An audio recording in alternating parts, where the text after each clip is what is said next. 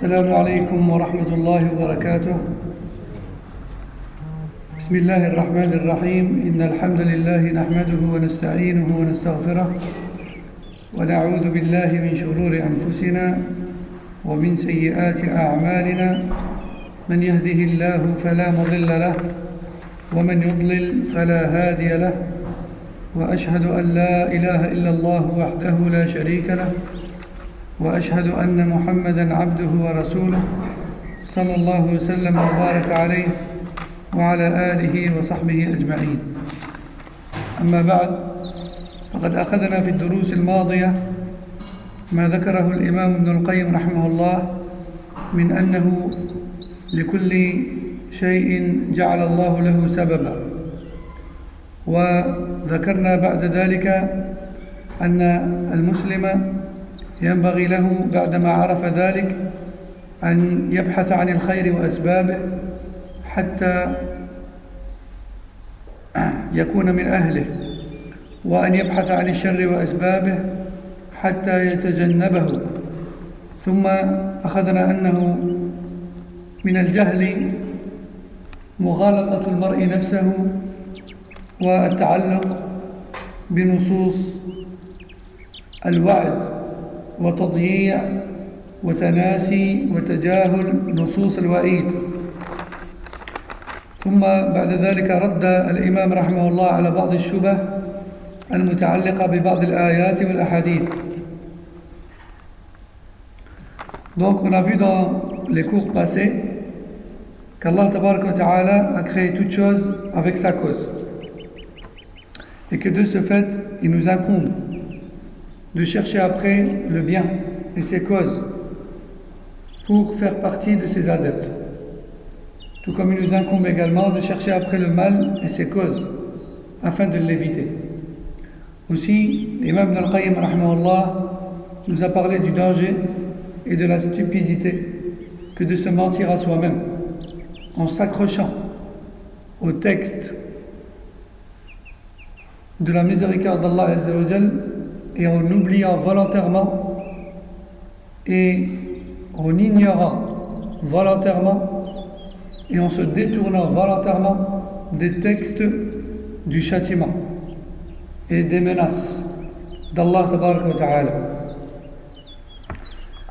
Et dans ce contexte-là, l'imam Ibn al-Qayyim rahimahullah a réfuté, comme on l'a vu ensemble, bon nombre d'ambiguïtés dans lesquelles,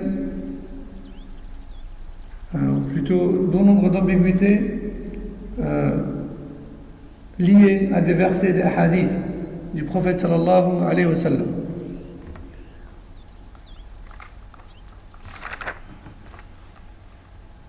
ثم قال بعد ذلك رحمه الله: من الجهل الاعتماد على رحمة الله وتضييع أمره ونهيه. قال معروف رحمه الله: رجاؤك لرحمة من لا تطيع من الخذلان والحمق. رجاؤك لرحمة من لا تطيع من الخذلان والحمق. L'imam Ibn al-Qayyim rahimahullah dit, fait partie de l'ignorance le fait de se reposer sur la miséricorde d'Allah tout en lui désobéissant. Et l'un des plus prédécesseurs, qui s'appelle Ma'rouf, rahimahullah, dit: ton espoir en celui à qui tu désobéis fait partie de l'idiotie et de la trahison. Ton espoir en celui à qui tu désobéis fait partie de l'idiotie et de la trahison. D'ailleurs, comme disait un poète aussi, تزعم بعضهم قال تزعم حب الله وبعضهم قال تزعم حب الرسول. تعصي الله وتزعم حبه، وبعضهم قال تعصي الرسول وتزعم حبه. فإن من يحب لمن يحب مطيع، أو كما قال.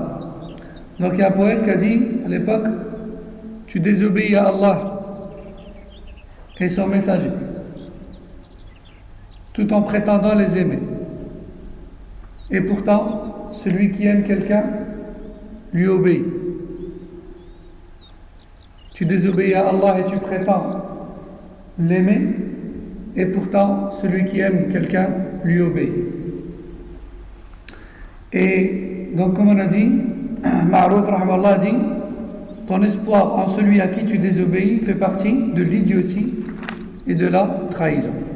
والآن الإمام ابن القيم رحمه الله كأنه يذكر أو كأنه أخذ يذكر نصوص الوعيد تذكيرا بها. À présent, vous allez voir que l'imam Ibn al-Qayyim rahimahullah va nous citer quelques textes qui rappellent le châtiment d'Allah Azza wa Jal et qui rappellent les frayeurs d'après la mort qui attendent chacun d'entre nous, comme pour dire, certes, il y a des textes qui donnent espoir, comme ceux auxquels vous vous attachez, mais il y a aussi des textes qui font peur et qui devraient vous pousser à vous repentir et délaisser les péchés, et non pas continuer à vous y adonner volontairement sans repentir, en prétendant à la miséricorde d'Allah et son pardon.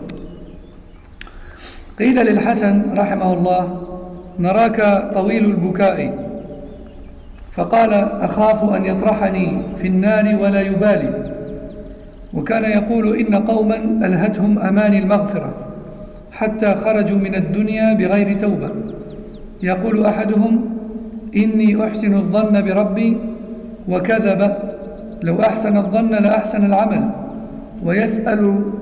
وسأل رجل الحسن البصري رحمه الله فقال يا أبا سعيد كيف نصنع بمجالسة أقوام يخوفوننا حتى تكاد قلوبنا تطير فقال والله لأن تصحب أقواما يخوفونك حتى تدرك أمنا خير لك من أن تصحب أقواما يؤمنونك حتى تلحق المخاوف. Hassan Basri rahimahullah était une personne qui pleurait énormément. Hassan Basri était une personne qui pleurait énormément. Et un jour, les gens autour de lui ont dit « Oh Abu Saïd, nous avons remarqué que tu passes ton temps à pleurer. Pourquoi donc ?» Hassan Basri rahimahullah a répondu « Je crains qu'Allah me jette dans le feu. Je crains qu'Allah me jette dans le feu. » Aussi, il disait rahimahullah, certaines personnes s'adonnent au péché dans une insouciance la plus totale, en se reposant sur le pardon d'Allah, au point où ils ont fini par sortir de la dunya sans repentir. Certains se sont reposés sur la miséricorde d'Allah jusqu'à mourir et sortir de la dunya sans repentir. Un jour, un homme l'a questionné, Hassan Basri. Il lui a dit à Abu Saïd, on s'assoit avec des personnes qui nous exhortent, mais ils nous font trop peur, au point où nos cœurs ont tendance à vouloir s'envoler. Au point où parfois on a tellement peur qu'on est dans un état second. Et le Hassan Basri rahimahullah a répondu, par Allah, il est meilleur pour toi d'accompagner des personnes qui te donnent peur jusqu'à être la cause pour toi d'être parmi les gens qui craignent Allah, plutôt que d'accompagner des personnes qui te font ressentir que tout va bien, que tu es en sécurité, jusqu'à te faire tomber dans les péchés et la peur du châtiment, jusqu'à te faire tomber dans les péchés et te mettre parmi ceux qui méritent le châtiment. C'est mieux pour toi de rester avec des gens qui te font peur de l'au-delà, plutôt que de rester avec des gens qui te font ressentir que tout va bien, que tu n'as rien à craindre. Parce que ceux qui te font peur de l'au-delà vont te pousser à accomplir les bonnes actions. Tandis que ceux qui te font croire que tout va bien, ils vont te causer un sentiment de sécurité. Et donc tu ne craindras pas Allah Azza wa Jalla. Et tu finiras par tomber dans la situation de peur et de terreur après ta mort. Or, vaut mieux avoir peur avant la mort qu'après la mort. Parce que si tu as peur avant la mort, tu vas œuvrer en conséquence, tu vas te préparer. Mais si tu n'as peur qu'après la mort, c'est trop tard. وقد ثبت في الصحيحين من حديث أسامة بن زيد أنه قال سمعت رسول الله صلى الله عليه وسلم يقول يجاء بالرجل يوم القيامة فيلقى في النار فتندلق أقتاب بطنه فيدور في النار كما يدور الحمار برحاه فيطوف به أهل النار فيقولون يا فلان ما أصابك ألم تكن تأمرنا بالمعروف وتنهانا عن المنكر فيقول كنت آمركم بالمعروف ولا آتيه وأنهاكم عن المنكر وآتيه الله المستعان صلى الله العافية والسلام رواه البخاري ومسلم. Aussi, il a rapporté chez le Bukhari et Muslim que le prophète sallallahu alayhi wa sallam a dit le jour de la résurrection, il y aura un homme qui sera jeté dans le feu de l'enfer et dont les entrailles sortiront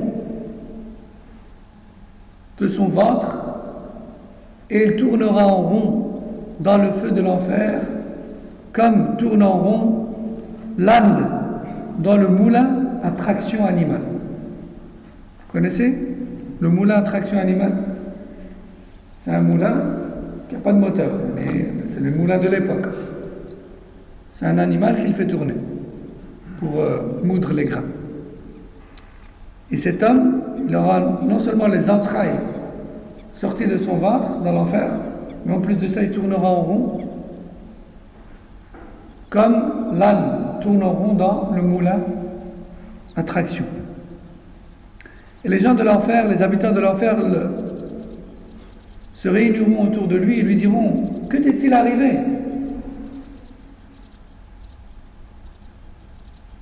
Est-ce que t'est-il arrivé dans la dunya? Tu nous ordonnais le bien et tu nous interdisais le mal.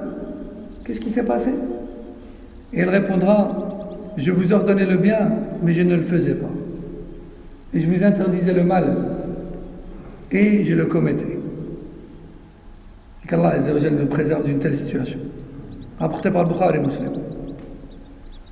Aussi, ذكر الإمام أحمد في مسنده من حديث أنس قال صلى الله عليه وسلم لما عرج بي مررت بقوم لهم أظفار من نحاس يخمشون بها وجوههم وصدورهم فقلت من هؤلاء يا جبريل؟ فقال هؤلاء الذين كانوا يأكلون لحوم الناس ويقعون في أعراضهم رواه أحمد. وهذا من الذنوب والمعاصي الغيبة. Aussi il est rapporté dans le Musnad que le prophète sallallahu alayhi wa sallam a dit le jour où j'ai effectué le voyage nocturne en la compagnie de Jibril, j'ai vu des personnes qui avaient de longs ongles en cuivre. Ils se griffaient et s'arrachaient les visages et les poitrines. Une image d'horreur, chose terrifiante. Et le prophète sallallahu alayhi wa sallam, j'ai dit, oh Jibril, qui sont ces gens? Et Jibril m'a répondu, ce sont ceux qui mangeaient la chair des gens, qui médisaient sur les gens et portaient atteinte à leur honneur. La langue, le péché de la langue. Rapporté par Ahmed. وفيه أيضا عنه أنه قال كان النبي صلى الله عليه وسلم يكثر أن يقول يا مقلب القلوب والأبصار ثبت قلبي على دينك فقلنا يا رسول الله آمنا بك وبما جئت به فهل تخاف علينا؟ قال نعم إن القلوب بين أصبعين من أصابع الله يقلبها كيف شاء رواه أحمد. يعني قد ترتكب معصية تجعلك تستحق الإضلال فكيف تأمن وكيف تدعي حسن الظن بالله والاتكال على رحمته. Aussi, il est rapporté dans le Musnad que le prophète sallallahu alayhi wa sallam disait très souvent: ô toi qui retournes les cœurs, raffermis mon cœur sur ta religion. Et les compagnons qui l'entendaient dire lui disaient: ô messager d'Allah, tu nous enseignes une telle invocation, mais de quoi as-tu peur? Nous avons cru en toi et en ton message. Et le prophète sallallahu alayhi wa sallam a dit: oui, certes, vous avez cru, mais les cœurs sont entre deux des doigts d'Allah. Il les retourne comme il veut.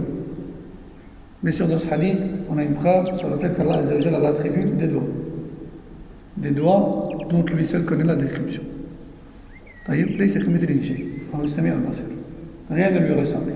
C'est lui le Dieu le clairvoyant. Donc, il dit alayhi salatu salam: oui, certes, vous avez cru, mais les cœurs se trouvent entre deux des doigts d'Allah. Il les retourne comme il veut. Rapporté par Ahmed.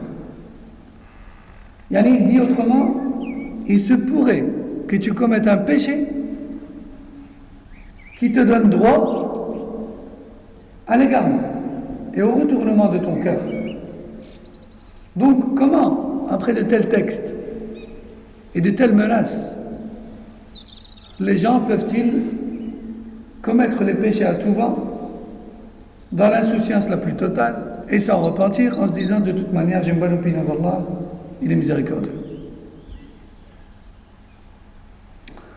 وفي صحيح مسلم عنه أنه قال صلى الله عليه وسلم عنه يعني عن أنس بن مالك أنه قال صلى الله عليه وسلم: يؤتى بأنعم أهل الأرض يؤتى بأنعم أهل الدنيا من أهل النار فيصبغ في النار صبغة ثم يقال له: يا ابن آدم هل رأيت خيرا قط؟ هل مر بك نعيم قط؟ فيقول: لا والله يا رب. ويؤتى بأشد الناس بؤسا في الدنيا ومن أهل الجنة فيصبغ في الجنة صبغة فيقال له: يا ابن آدم هل رأيت بؤسا قط؟ هل مر بك شدة قط؟ فيقول: لا والله يا رب ما مر بي بؤس قط ولا رأيت شدة قط. يعني غمسة واحدة في النار أنسته كل النعيم الذي كان فيها وكل النعم التي كان فيها. كيف يتساهل مع الذنوب والمعاصي مدعيا حسن الظن ورجاء الرحمة من عرف أن النار بهذا الهول. والله المستعان. اللهم خلصنا من الغفلة. Il est aussi rapporté chez Muslim que le prophète sallallahu alayhi wa sallam a dit: le jour de la résurrection, Allah Azza wa Jal prendra l'une des personnes qui jouissaient du plus de bienfaits dans la dunya, parmi les plus riches, parmi ceux qui avaient le plus de jouissance et de bienfaits dans la dunya, ceux qui avaient la vie la plus prospère dans la dunya. Il en prendra un et il le plongera juste un instant dans le feu de l'enfer, puis il le ressortira et lui dira: as-tu dans ta vie tout entière connu un quelconque plaisir et bienfait? Et cet homme, de par le choc et la frayeur qu'il a eue en cet instant d'entrer en enfer, il répondra: non, je n'ai jamais vu de bienfait, je n'ai jamais joui d'un quelconque délice. Il oubliera tous les bienfaits dans lesquels il était, tellement il sera choqué par cet instant, entré et sorti en enfer. Entré en enfer et ressorti de celui-ci. Puis, Allah Jalla wa Ala prendra une personne qui était l'une des plus éprouvées dans la dunya et la plongera un instant dans le paradis, puis la ressortira et lui dira: as-tu connu une quelconque difficulté dans ta vie? En vérité, cette personne n'a connu que des difficultés de sa vie. Elle était très éprouvée. Il lui dira: as-tu connu quelconque difficulté de ta vie? Et cet homme répondra: non, je n'ai connu aucune difficulté. Je n'ai connu aucune difficulté. Regardez comment, juste un coup d'œil dans le paradis, et il a oublié tous ses malheurs. d'une vie tout entière. Et la morale de ce hadith, c'est de dire comment est-ce que l'on peut s'adonner au péché avec, ou plutôt dans l'insouciance la plus totale, en prétendant avoir une bonne opinion d'Allah et espérer la miséricorde d'Allah, lorsqu'on voit comment est-ce que l'enfer est effrayant et choquant à ce point, ne fût-ce qu'un instant, il a tout oublié. J'ai jamais rien vécu de bien. Sous le choc, allez. Comment est-ce qu'après de tels textes, on peut prétendre ne rien avoir à craindre et s'adonner au péché? À tout va bien, j'ai une bonne opinion d'Allah. Et c'est une manière pour Ibn al-Qayyim de dire, oui, certes, il y a des textes qui parlent de la rahma d'Allah, du pardon d'Allah, mais il y a aussi des textes qui parlent de son châtiment juste envers ceux qui le méritent. وفي المسند من حديث البراء قال خرجنا مع النبي صلى الله عليه وسلم في جنازة رجل من الأنصار فانتهينا إلى القبر ولما يلحد، يعني لم يلحد بعده، فجلس رسول الله صلى الله عليه وسلم وجلسنا حوله كأن على رؤوسنا الطير، يعني لا يتحرك الواحد منا. موعظة، قبر، موت، آخرة، فتنة القبر، عذاب القبر، خوف، لا يتحركون. قال فجلس رسول الله صلى الله عليه وسلم وجلسنا حوله كأن على رؤوسنا الطير، يعني لا نتحرك من شدة الخوف والموعظة إلى درجة أن الطير قد يقف على رأس أحدنا، كأن على رؤوسنا الطير، وفي يده عود ينكت به في الأرض، فرفع رأسه فقال استعيذوا بالله من عذاب القبر، استعيذوا بالله من عذاب القبر، استعيذوا بالله من عذاب القبر. ثم قال إن العبد المؤمن إذا كان في انقطاع من الدنيا وإقبال من الآخرة نزل إليه ملائكة من السماء بيض الوجوه كأن وجوههم الشمس، معهم كفن من أكفان الجنة وحنوط من حنوط الجنة، حتى يجلسوا منه مد البصر، ثم يجيء ملك الموت حتى يجلس عند رأسه فيقول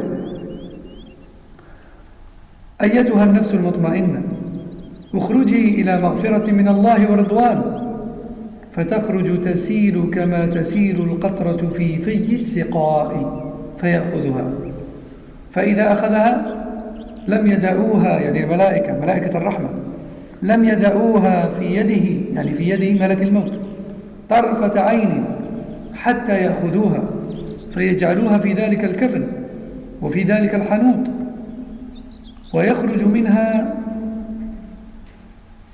كأطيب نفحة مسك وجدت على وجه الأرض، فيصعدون بها فلا يمرون بها على ملأ من الملائكة إلا قالوا ما هذه الروح الطيبة، فيقولون روح فلان ابن فلان بأحسن أسمائه التي كانوا يسمونه به في الدنيا، حتى ينتهوا به إلى السماء فيستفتحون له فيفتح له فيشيعه من كل سماء مقربوها إلى السماء التي تليها، حتى ينتهى به إلى السماء السابعة، فيقول الله عز وجل اكتبوا كتاب عبدي في إليين وأعيدوه إلى الأرض، فإني منها خلقتهم وفيها أعيدهم ومنها أخرجهم تارة أخرى. قال فتعاد روحه في جسده فيأتيه ملكان فيجلسانه فيقولان له من ربك؟ فيقول ربي الله عز وجل، فيقولان له ما دينك؟ فيقول دين الإسلام، فيقولان له ما هذا الرجل الذي بؤت فيكم؟ فيقول هو محمد رسول الله صلى الله عليه وسلم، فيقولان له وما علمك؟ فيقول ما علمك يعني ما دلك على أنه رسول الله؟ فيقول قرأت كتاب الله فآمنت به وصدقت به. فينادي منادي من السماء أن صدق عبدي فافرشوا له من الجنة وألبسوه من الجنة وافتحوا له بابا إلى الجنة. قال فيأتيه من روحها وطيبها ويفسح له في قبره مد بصره. قال ويأتيه رجل حسن الوجه، انتبه هنا، قال فيأتيه رجل حسن الوجه حسن الثياب طيب الريح فيقول أبشر بالذي يسرك، هذا يومك الذي كنت توعد. فيقول له من أنت؟ فوجهك الوجه الذي يجيء بالخير. فيقول أنا عملك الصالح. هذا الشاهد، يقول أنا عملك الصالح. فيقول ربي أقم الساعة من الفرح، ربي أقم الساعة، ربي أقم الساعة حتى أرجع إلى أهلي ومالي. اللهم اجعلنا من هؤلاء. Il a rapporté dans le Musnad, d'après le Bara, que le prophète sallallahu alayhi wa sallam, que d'après le Bara ibn Azib, qui raconte qu'un jour, ils sont sortis avec le prophète sallallahu alayhi wa sallam vers un enterrement. Le Bara ibn Azib dit, je suis parti avec le prophète sallallahu alayhi wa sallam et un groupe de compagnons pour un enterrement. Et lorsqu'on est arrivé au cimetière, la tombe n'avait pas fini d'être creusée. Alors le prophète sallallahu alayhi wa sallam s'est assis et nous nous sommes assis autour de lui, tous pris par l'émotion et l'exhortation du moment. Nous étions immobiles, au point où les oiseaux pouvaient se poser sur nos têtes. Le prophète sallallahu alayhi wa sallam avait une petite branche, comme cela. Il avait une petite branche en main avec laquelle il tapait au sol, comme s'il était en réflexion et en méditation. Puis il nous a dit, demandez à Allah protection contre le châtiment de la tombe. Demandez à Allah protection contre le châtiment de la tombe. Demandez à Allah la protection contre le châtiment de la tombe. Sachez que lorsque le croyant touche à la fin de sa vie, lorsque le croyant arrive à la fin de sa vie, des anges dont la luminosité et la brillance sont semblables à la lueur du soleil descendent et se placent face à lui comme s'ils étaient à l'horizon, et au plus loin de ce que l'on peut apercevoir si on regarde droit devant soi. Ils auront avec eux un linceul parmi les linceuls du paradis et du parfum parmi le parfum du paradis. Puis viendra avec eux l'ange de la mort, et c'est ainsi qu'il est nommé dans les textes, l'ange de la mort. Il est une erreur de l'appeler Azraïl ou ce genre de nom. Il n'y a aucune preuve dans le Coran ou le Sunna sur le fait qu'il s'appelle comme ça. Allah et son messager alayhi salam l'ont toujours appelé Malakul Maut, l'ange de la mort. On n'a pas d'autre nom pour lui dans les textes authentiques. Puis l'ange de la mort arrivera, il se placera quant à lui au niveau de sa tête. Il lui dira, ô toi, l'âme apaisée, sors de ce corps vers un pardon d'Allah et un agrément. C'est alors que son âme sortira avec facilité, comme de l'eau qui coule d'un robinet ou d'une source. L'ange de la mort la récupérera, puis, sans plus attendre, il la cédera aux anges de la miséricorde qui l'accompagnent, qui la placeront dans ce linceul du paradis et la parfumeront avec ce parfum du paradis. Cette âme sortira de ce corps avec une odeur, avec l'odeur la plus agréable qui existe sur terre. Ils monteront avec son âme vers les cieux, et à chaque fois qu'ils croiseront un groupe d'anges, ceux-ci diront: à qui appartient cette bonne âme? Et les anges diront, c'est l'âme de tel, fils de tel, par le nom de son père. C'est l'âme de tel, fils de tel, avec les plus beaux noms par lesquels il était appelé dans la dunya. Jusqu'à ce qu'ils arrivent au premier ciel. Gardez. Ils demanderont autorisation et on leur ouvrira. Et à chaque fois qu'ils arriveront à l'un des 7 cieux, les anges les plus haut placés de ce ciel-là accompagneront cette âme jusqu'au ciel suivant. Jusqu'à arriver au 7e ciel, et Allah Azza wa Jal dira: inscrivez le nom de ce serviteur qui est le mien parmi les gens des hauteurs, et parmi les hauts placés, et parmi les futurs habitants du paradis. Puis, remettez-le en terre, car c'est de la terre que je les ai créés, et c'est vers elle que je les ramène, et c'est d'elle que je les ferai ressortir une nouvelle fois, comme je leur ai promis. C'est alors que cette âme sera replacée dans le corps, qui lui sera à ce moment-là dans sa tombe. Puis viennent à lui 2 anges, les anges de l'épreuve de la tombe. Comment s'appellent ces 2 anges? Munkar wa Nakir. Munkar wa Nakir. Il est d'ailleurs rapporté dans le hadith qu'ils sont azraqan et aswadan. Ils sont de couleur foncée. Ils sont de couleur bleu foncé et noir. وكما جاء في الحديث نظرهما كالبرق وصوتهما كالرعد أو العكس صوتهما كالبرق لا صوتهما كالرعد ونظرهما كالبرق. Il est rapporté dans un hadith que leur regard perçant est semblable à l'éclair et que leur voix effrayante est semblable au tonnerre. Donc ces 2 anges arriveront et le feront asseoir dans sa tombe. Comment Allahu A'lam, on a pour foi que le défunt est assis dans sa tombe, et lui diront: qui est ton Seigneur? Et ce croyant dira: mon Seigneur c'est Allah. Puis ils lui diront: quelle est ta religion? Il dira: ma religion c'est celle de la soumission à Allah. Puis ils lui diront: que disais-tu de cet homme qui a été envoyé à l'humanité? Et le croyant dira: c'est Mohammed sallallahu alayhi wa sallam, c'est le messager d'Allah. Et ils lui diront: comment as-tu su cela?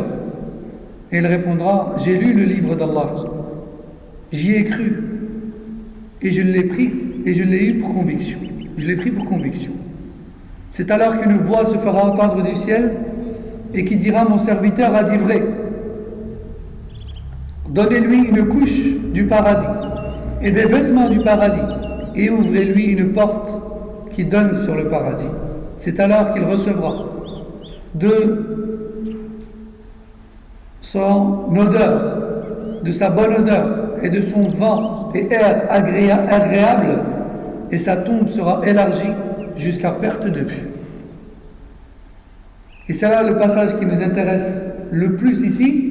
Puis viendra à lui un homme à la belle apparence, aux beaux vêtements, à la bonne odeur, et lui dira: je suis venu t'annoncer la bonne nouvelle, voici le jour qui t'était promis. Et le croyant lui dira: qui es-tu? Ton visage et ton apparence annoncent le bien. Et cet homme dira: je suis tes bonnes actions. Je suis tes bonnes actions. Allahu Akbar. Et ce croyant, pris de joie, dira: oh Allah, fais survenir le jugement. Oh Allah, fais survenir le jugement. Allez, j'ai pas peur de la suite. Fais survenir le jugement, afin que je puisse de nouveau rencontrer ma famille et mes biens.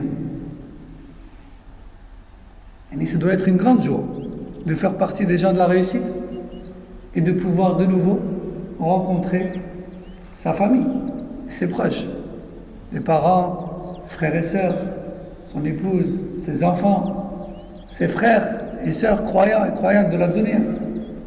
C'est un grand jour. Ça, c'est pour le croyant. Et donc, vous voyez comment,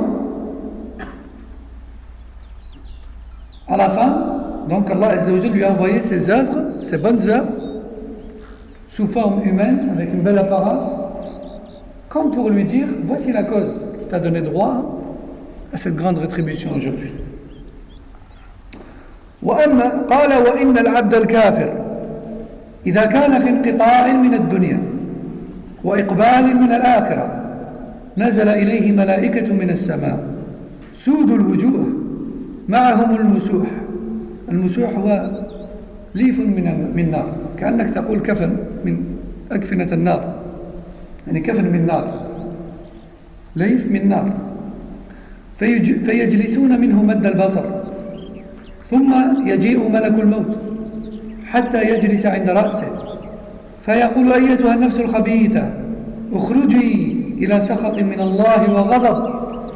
قال فتفرق في جسده فينزعها كما ينزع السفود من الصوف المبتل فيأخذها، فإذا أخذها لم يدعوها في يده طرفة عين حتى يجعلوها في تلك المسوح ويخرج منها كأنتن ريح جيفة وجدت على وجه الأرض، فيصعدون بها فلا يمرون بها على ملأ من الملائكة إلا قالوا ما هذه الروح الخبيثة؟ فيقولون روح فلان ابن فلان بأقبح أسمائه التي كان يسمى بها في الدنيا، فيستفتح فلا يفتح له. ثم قرأ رسول الله صلى الله عليه وسلم لا تفتح لهم أبواب السماء ولا يدخلون الجنة حتى يلج الجمل في سم الخياط. فيقول الله عز وجل اكتبوا كتابه في سجين في الأرض السفلى فتطرح روحه طرحا. ثم قرأ ومن يشرك بالله فكأنما خر من السماء فتخطفه الطير أو تهوي به الريح في مكان سحيق. فتعاد روحه في جسده ويأتيه ملكان فيجلسانه فيقولان له من ربك؟ فيقول ها لا أدري. فيقولان له ما دينك؟ فيقول ها لا أدري. فيقولان له ما هذا الرجل الذي بعث فيكم؟ فيقول ها لا أدري.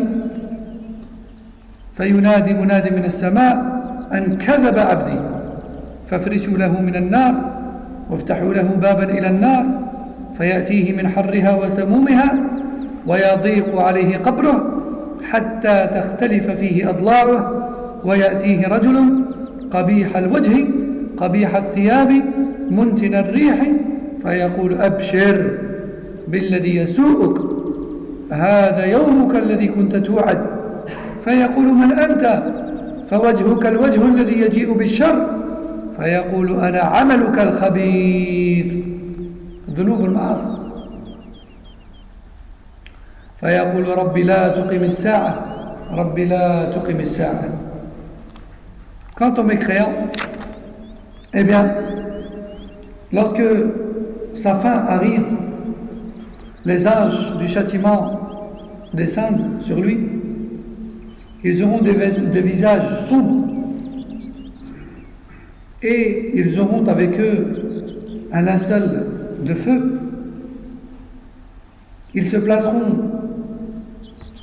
à l'horizon face à lui, puis viendra l'ange de la mort et se placera au niveau de sa tête et lui dira « Ô toi la mauvaise âme, sors vers une colère d'Allah, sors vers la colère d'Allah » et celle-ci se propagera dans le corps par peur et par refus de sortir. C'est alors que l'ange de la mort l'arrachera du corps comme l'on arrache un pic de brochette plongé dans de la laine mouillée. Imaginez un peu des pics en fer dans de la laine mouillée, dans de la laine et en plus de ça mouillée. Et essayez d'arracher. Ça sort facilement. Ça bloque. Il faut y aller pour le sortir. Hein?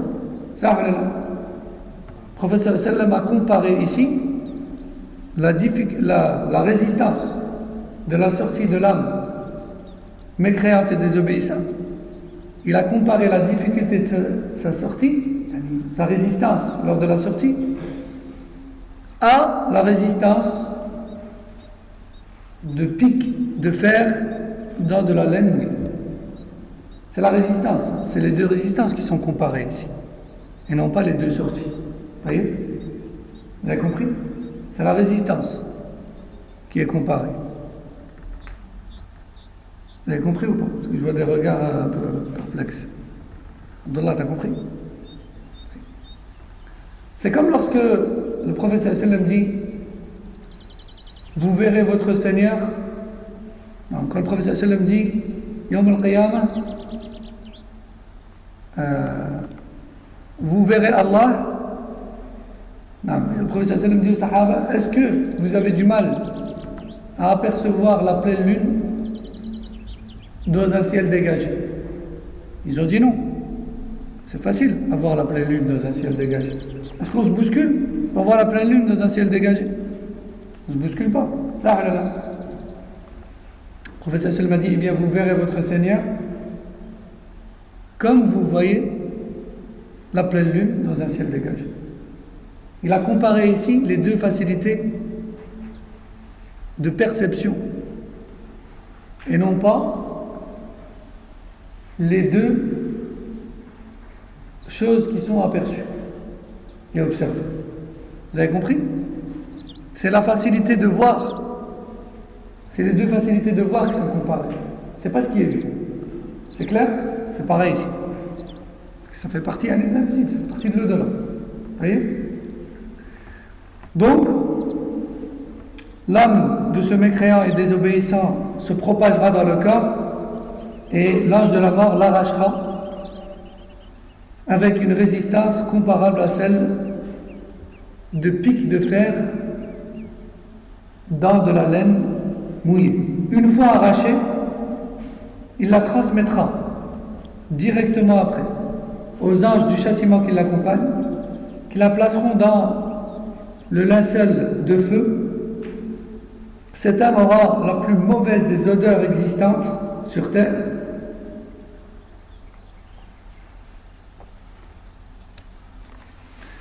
Puis monteront avec cette âme vers le ciel.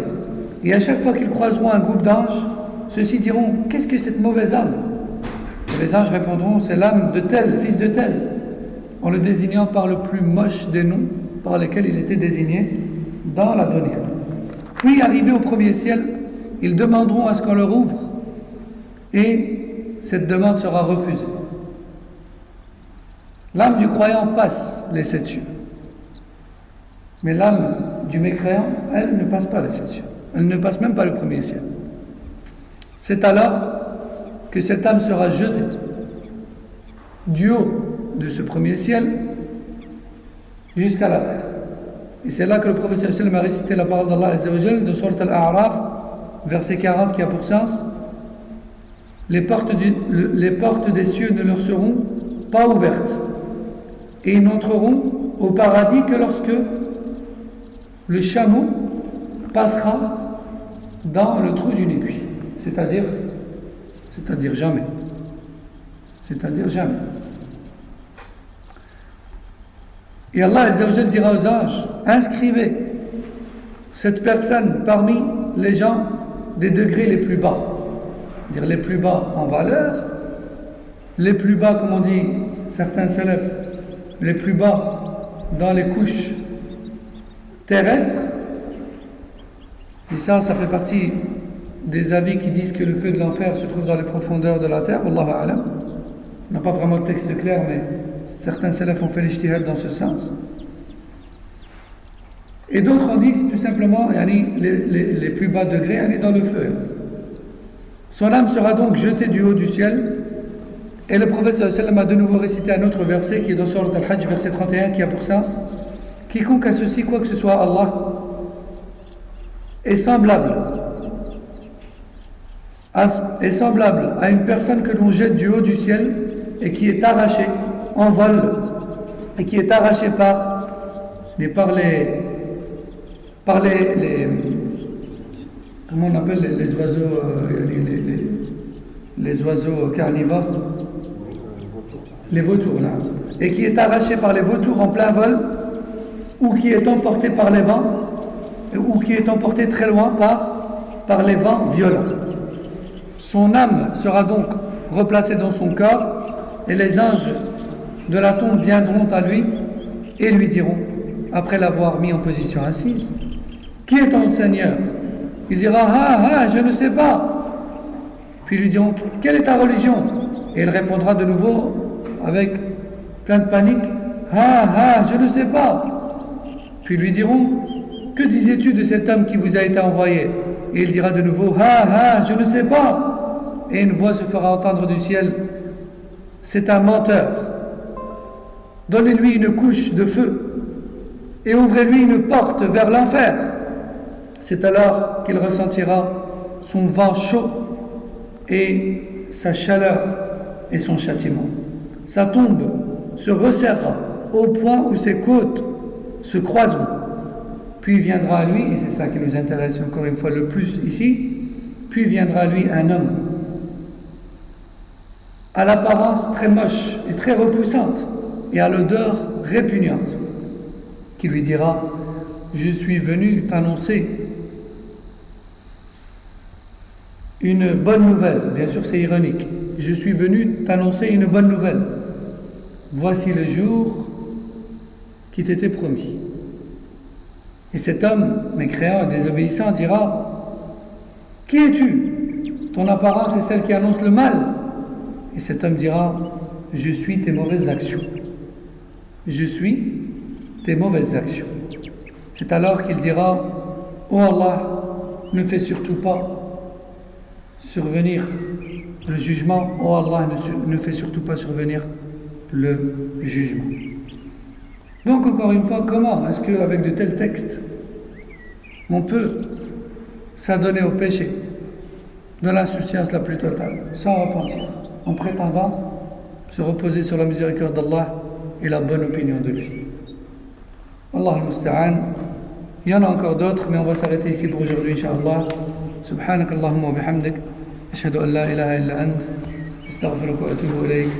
Sallallahu wa sallam wa barak. Ala nabina Muhammad wa ala alihi wa sahbihi. Assalamu alaikum wa rahmatullahi wa barakatuh.